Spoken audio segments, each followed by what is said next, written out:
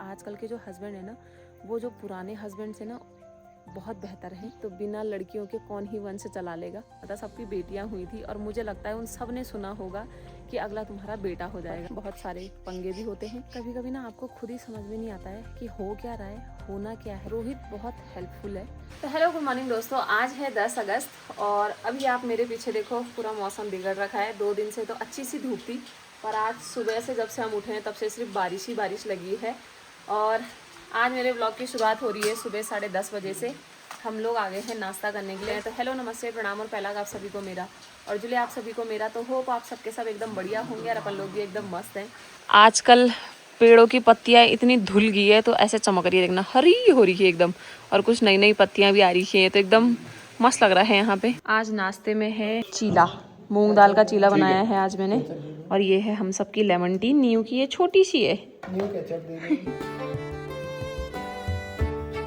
आजकल ना बारिश की वजह से यहाँ पे लाइट नहीं रहती है, तो मैं सुबह सुबह ही मूंग दाल पीसने के लिए आ गई थी। रात को मैंने मूंग दाल भिगाई थी और बना के भी चली गई थी, क्योंकि ये लोग तो सफाई में बिजी हो रखे थे, मैं नाश्ते में बिजी हो रही थी। नियति तब तक कार्टून देख रही थी। अभी नियति का नहाना बाकी है ना।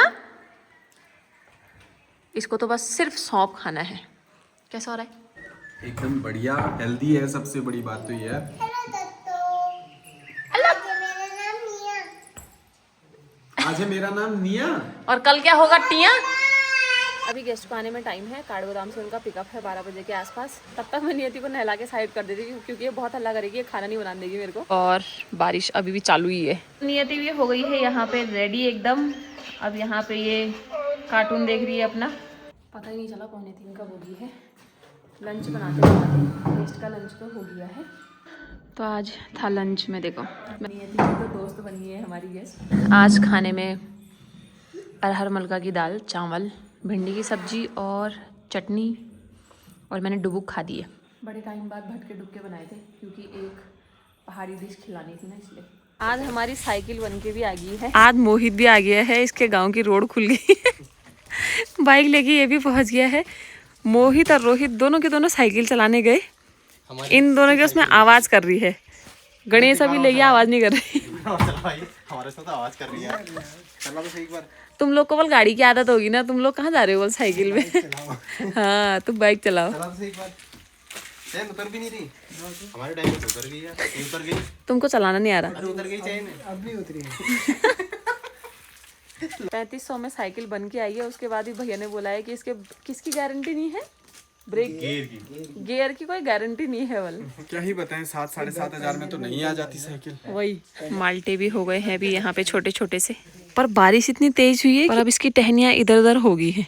बारिश भी तो इतनी भयंकर ही हो रही है। अब जाके सुबह से बारिश बंद हुई है। मोहित बोल रहा मैं भी देखूँ अब।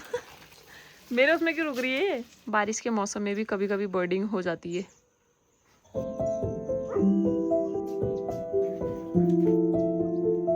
बताओ कौन सी है? यह है ब्लैक थ्रॉटेड बुशटेट। एंग्री बर्ड जैसी लगती है ना, कितनी छोटी है और इतनी सुंदर है। तो परसों मैंने आप लोगों के साथ प्रेगनेंसी वाला व्लॉग शेयर किया था, प्रेगनेंसी जर्नी मेरी कैसी रही। तो बहुत सारी बहनों ने उसके साथ रिलेट भी किया। सबको अपना अपना टाइम याद आ गया होगा कहानी सुन के, क्योंकि वो टाइम तो निकल जाता है पर उसकी यादें हमेशा वैसी की वैसी ही रह जाती है। जब भी हम उस मोमेंट को याद करते हैं तो हमें सब कुछ याद आता है ना।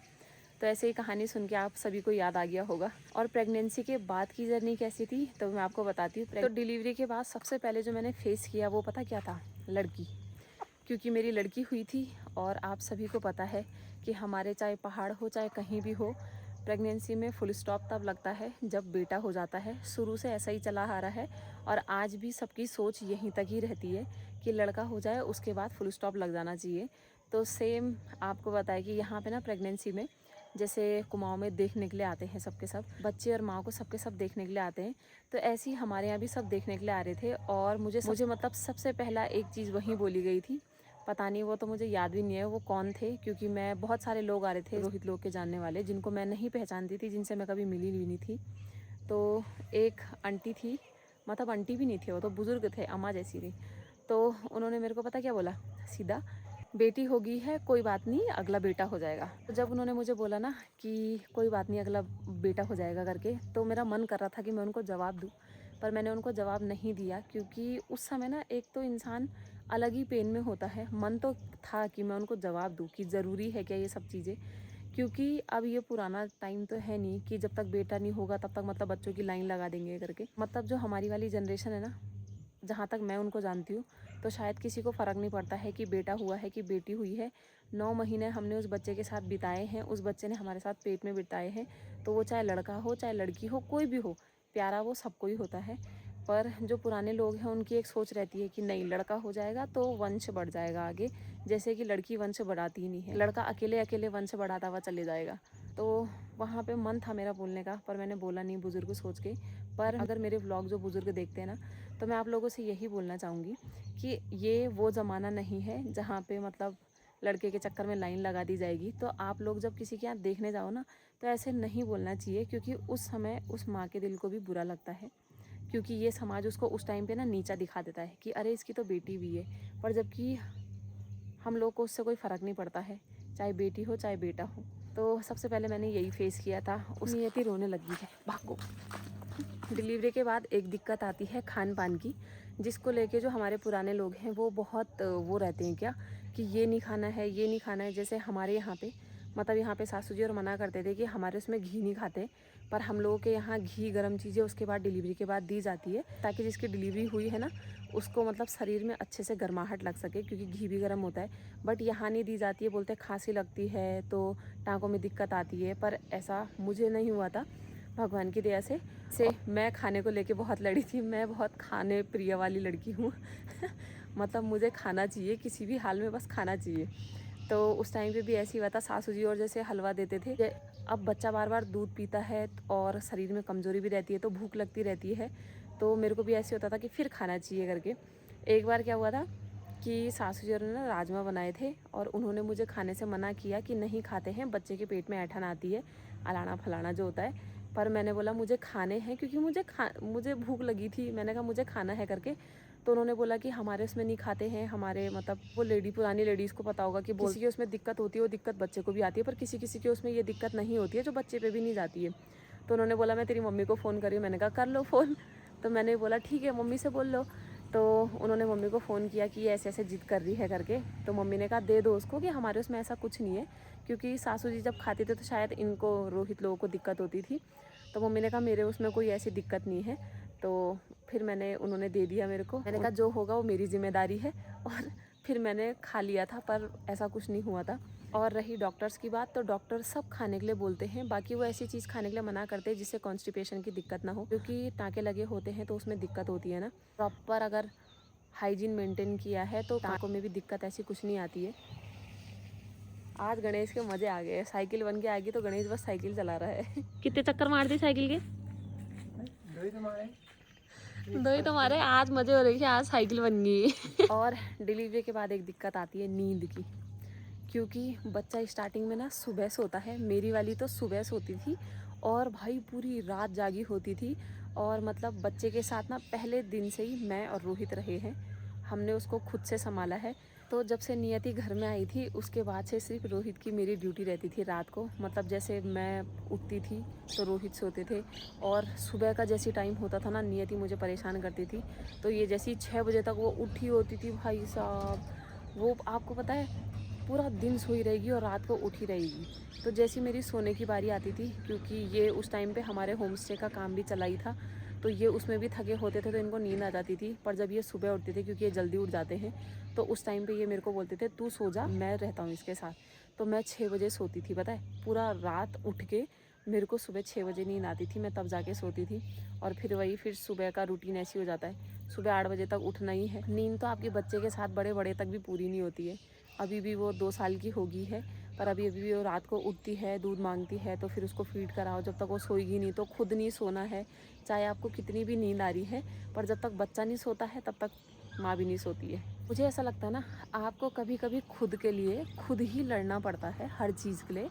जैसे ये जो पुराने मिथ हैं, उन चीज़ों को ऐसे ही मान के नहीं चल सकते हैं कि ऐसे होता था उस टाइम पे, तो वो उस टाइम पे होता था, अब ऐसा नहीं होता है।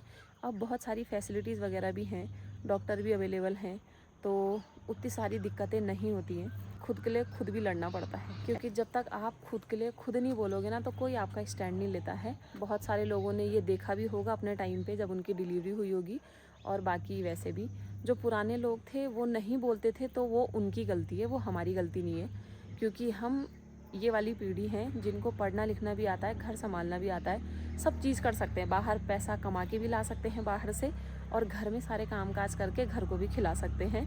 तो ये हुनर हमारे अंदर भी है, उनके अंदर भी रहा होगा। पर उस टाइम पे लेडीज़ को इतनी वैल्यू नहीं दी जाती थी, तो वो सिर्फ घर का काम करती थी और उनको लगता था यही जीवन है और यही सब कुछ है। पर जो हमारी वाली जनरेशन है उसको ऐसा नहीं लगता है। इसलिए खुद के लिए खुद ही लड़ना सीखो, खुद के लिए खुद ही बोलनी चाहिए सारी चीज़ें, आपके लिए कोई स्टैंड नहीं लेगा। बहुत से लोग मुझे कमेंट कर रहे थे कि आपने मेंटेन कैसे किया है बच्चे होने के बाद, क्योंकि सबका जो है जैसे किसी का पेट बाहर आ जाता है या बहुत सारी झाइयाँ हो जाती है मुंह पे, तो मैंने कुछ मेंटेन नहीं किया है। मैं जैसे प्रेगनेंसी में थी, मैं प्रेगनेंसी में भी सारे काम करती थी। मेरी जब डिलीवरी हुई तो डिलीवरी के पहले दिन से ही मैं मतलब जितना मैं हॉस्पिटल में रही उतना ही मैं शायद बेड पे रही होंगी। बाकी जब मैं घर आ गई थी तो मैं शुरू से ही सारे काम करती हूँ। मतलब जो परहेज होता है कि खाना नहीं बनाना है, क्योंकि 22 दिन तक हमारे पहाड़ों में खाते नहीं हैं। जिन लोगों पे देवता आता है या जो पहाड़ों में मानते हैं, तो बस वो खाना नहीं बनाया होगा मैंने। बाकी मैंने सभी काम किए हैं, कपड़े धोने से लेके सब चीज़ करी है मैंने उस टाइम पे। तो इसलिए मैं ऐसी हूँ। और उसके बाद आपको पता है कि हम लोग का होम स्टे भी चालू हो गया था नवंबर से। तो फिर होम स्टे में भी लगातार हमारे रूम्स चल रखे थे, काम चल रहे थे, हमारे पास शेफ़ नहीं था। तो यहाँ पे उस टाइम मैं ही खाना बनाती थी। और उस समय मतलब अब ऊपर नीचे जाना ही है, बच्चा भी है, ये बच्चा भी फीड करता है, तो उससे भी थोड़ा वीकनेस रहती है। तो मैंने कुछ मेंटेन नहीं किया है, भगवान की दया से वो सब कुछ हो गया है, सब कुछ नॉर्मल चलता रहा। और डिलीवरी के बाद जब बच्चे को इंजेक्शन लगते हैं वो रात बहुत अलग होती है। मतलब उस दिन बच्चा पूरी रात दर्द में होता है तो आपको पूरा जागना होता है, आपका शरीर उतना साथ नहीं देता है, पर सब कुछ देखना है, क्योंकि आप माँ बन गए हो और बच्चे की जिम्मेदारी सिर्फ आपकी है। बाकी सब होते हैं, पर सब होते हैं। डिलीवरी के बाद एक टाइम ऐसा भी आया था कि जब मुझे ऐसा हो रहा था कि मुझे मायके जाना है, क्योंकि कभी कभी इंसान भी थकता है। उस समय हम लोग नई नई माँ बने होते हैं, तो बच्चा भी है साथ में और हम भी हैं। और जैसा मैंने पहले बोला था कि ससुराल में उतनी चीज़ें नहीं बोली जाती है, मैं अपना काम किसी से नहीं करवा सकती। मतलब मेरी आदत ऐसी है कि मैं सासू जी को ऐसे भी नहीं बोलती हूँ कि मुझे अगर प्यास भी लगी है तो मुझे पानी दे दो। मैं रोहित होते हैं तो मैं उन्हीं को ही बोलती हूँ, सासू जी और को नहीं बोल पाती हूँ। क्योंकि पता नहीं, वो शायद इसलिए क्योंकि हमने वो घर में भी कभी ऐसा बिहेव नहीं किया है कि मम्मी ला पानी दे दे मेरे को, ऐसा करके ना। तो वही चीज़ अभी तक मेंटेन है कि हम बोल नहीं पाते हैं। तो मैं चाहती थी कि मैं मायके जाऊं, पर उस टाइम पे मैं मायके नहीं गई थी, सासू जी चले गए थे गांव की तरफ को, और मैं फिर यहीं थी नियति के साथ। मैंने डिलीवरी के बाद बहुत सारी चीज़ें मेंटेन करी हैं, क्योंकि मुझे शुरू से ही मेंटेन करना आता है। मैं ऐसा बोलती हूँ क्योंकि मैं ना जब से मैंने स्कूल किया था 12th के बाद, उसके बाद मैं अकेले ही रही थी। मैंने अपना कॉलेज भी अकेले से ही किया। मतलब ऐसा नहीं था कि मम्मी और है मेरे साथ, तो मैं सब कुछ खुद ही करती थी, खाने पीने से लेके पढ़ना लिखना, अपने असाइनमेंट कंप्लीट करना, तो सब मैंने खुद से ही किया है। तो मुझे वो सारी चीज़ें मैनेज करनी ना शुरू से ही आती है।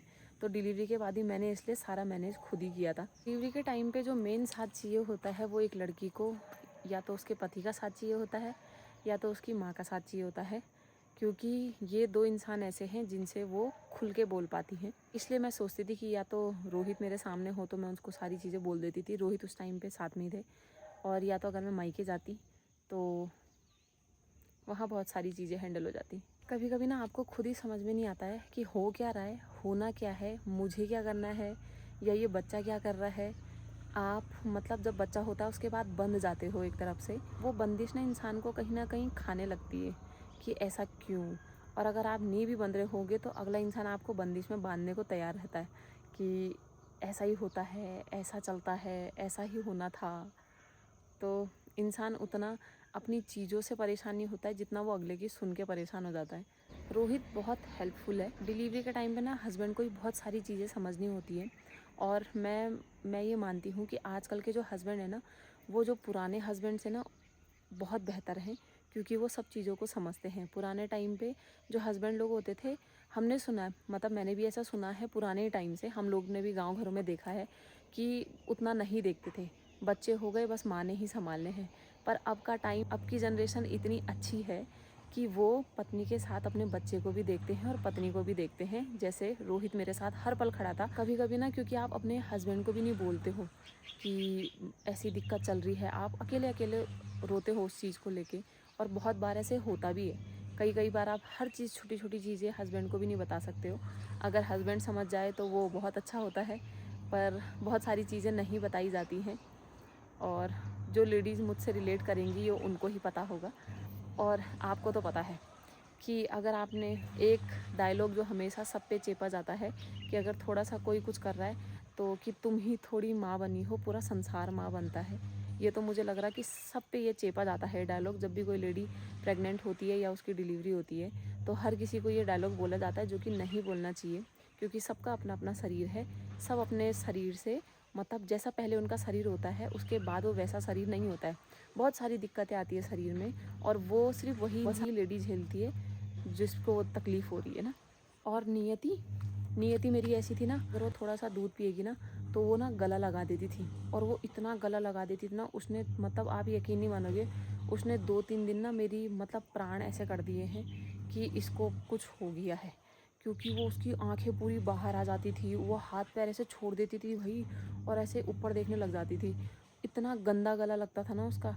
अभी भी कभी कभी उसका गला लगता है, और ये बहुत से बच्चों को ये दिक्कत होती है, क्योंकि, और ये उन बच्चों को दिक्कत होती है जो ज़्यादा चटपटे बच्चे होते हैं, पता है, क्योंकि उनको ना बस ऐसा होता है कि हमें दूध पीना है, वो सटा एक घूंट को घूट नहीं पाते हैं, तब तक दूसरे के लिए बिल्कुल तैयार रहते हैं, तो इस वजह से ये दिक्कत होती है।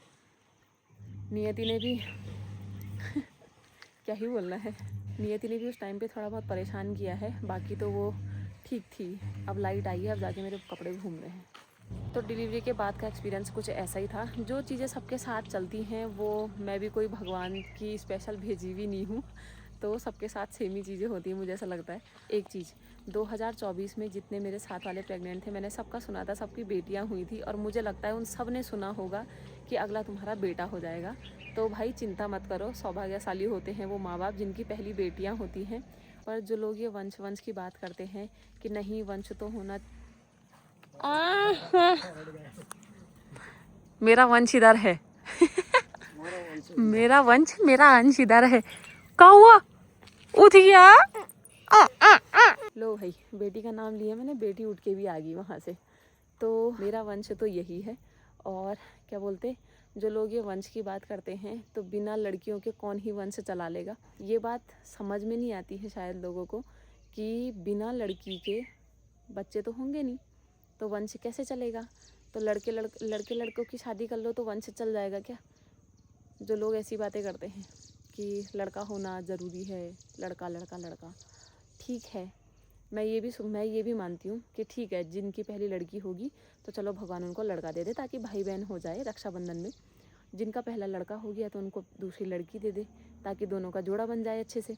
पर अगर जिसके नहीं हैं, जैसे पुराने टाइम में चलता था कि लड़के के चक्कर में 7-8 लड़कियां हो गई हैं, पर वो चेन तब तक नहीं टूटती है जब तक लड़का नहीं होता है। ऐसा तो ये वाली जनरेशन करने वाली है नहीं। वो चाहे एक बच्चे में खुश हैं, क्योंकि मेरे साथ बहुत से लोग हैं ऐसे जिन्होंने, सब ने, क्योंकि 2024 में सबकी लगभग लड़कियां हुई थी, तो सब यही बातें करते हैं।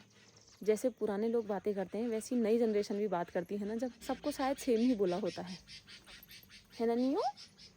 तो जो नई माँ बनी है, इन सब बातों पे ध्यान नहीं देना है आपको। और अब नियति भी उड़ गई है। तो ऐसा ही था मेरा कुछ डिलीवरी के बाद का सफ़र। बहुत सारे पंगे भी होते हैं, बहुत सारे पंगे नहीं भी होते हैं, और वो सब जगह ही होते हैं। चलो चलो चलो, उनका अपने हिसाब से सोचना सही है पुराने लोगों का, और हमारा अपने हिसाब से सोचना सही है। तो आज बनाना है कढ़ाई पनीर और दाल। देखते हैं, अभी कढ़ाई पनीर बनानी है तो मैं उसकी तैयारी कर लेती हूँ पहले फटाफट से। नियति के पापा भी आ गए हैं और इन्होंने कहा था कुछ लाना है, तो मेरा मीठा खाने का मन कर रहा था, तो मैंने छोटे वाले रसगुल्ले मंगाए हैं। रसगुल्ले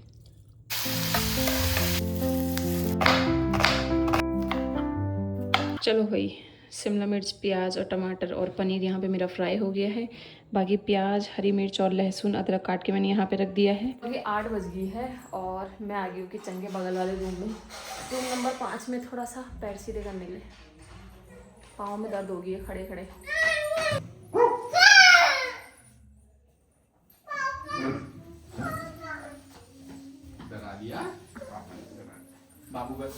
नियति ने गुस्से में अपनी चुटियां खोल दी, वहां देखना।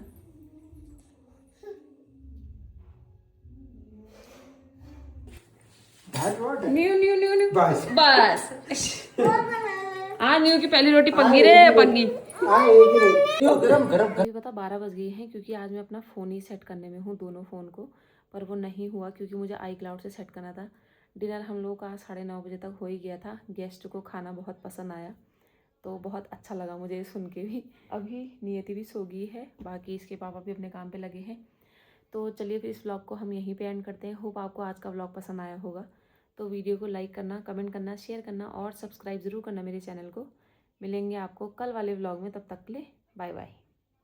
और